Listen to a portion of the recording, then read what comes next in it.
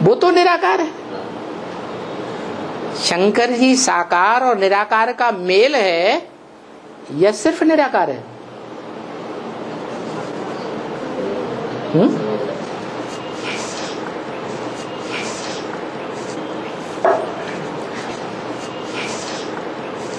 शंकर स्वयं क्या है?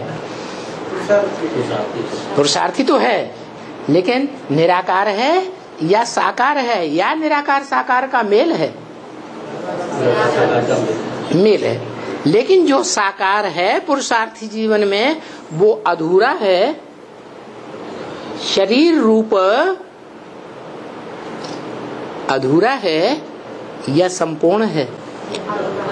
अधूरा है। लेकिन संपूर्ण बनता है या नहीं बनता है?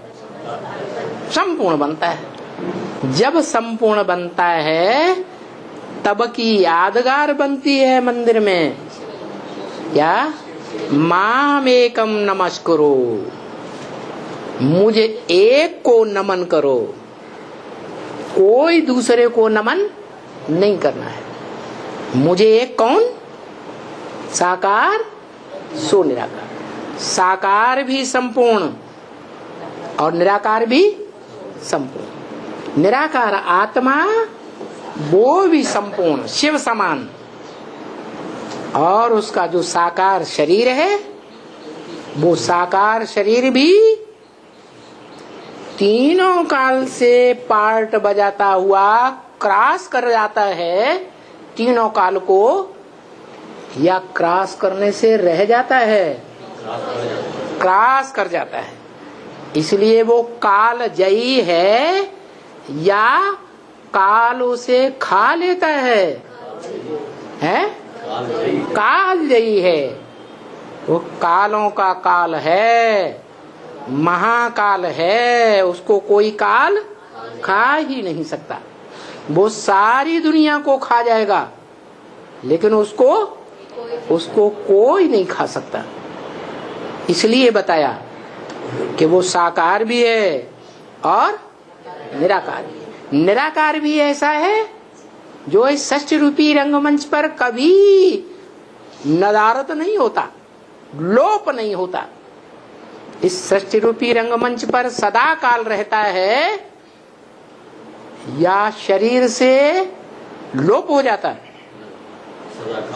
शरीर सहित रहता है या शरीर भी नष्ट हो जाता? शरीर सहित रहता है। बाकी कोई मनुष्य आत्मा नहीं है जो इस सृष्टि रूपी रंगमंच पर शरीर के साथ रहे। इसलिए वो ही सत्य है इस मनुष्य सृष्टि पर। वो सत्य है, लेकिन सिर्फ संगम में। इस सृष्टि रूपी रंगमंच पर चारों युगों में होता ही नहीं। कौन? वो निराकार। इसलिए उसकी बात ही नहीं। इसलिए गीता में कहा गया, ना सतो विद्यते भावो ना भावो विद्यते सत। इस सच्ची रूपी रंगमंच पर जो सत्य है उसका कभी अभाव नहीं होगा।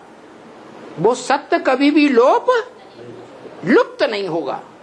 इस सृष्टि रूपी रंगमंच पर सदा काल रहेगा, सदा काल रहा है और सदा काल रहेगा और रहा था। भूत भविष्य वर्तमान तीनों काल में वो सत्य है। और वो तीनों काल में सत्य है? इस मनुष्य सृष्टि रूपी रंगमंच पर वो सदा सत्य प्रेजेंट रहता है? अरे बोलो भाई, नहीं रहता। वो सिर्फ संगम पर रिहर्सल कराने के लिए डायरेक्टर के रूप में आता है और वापस चला जाता है।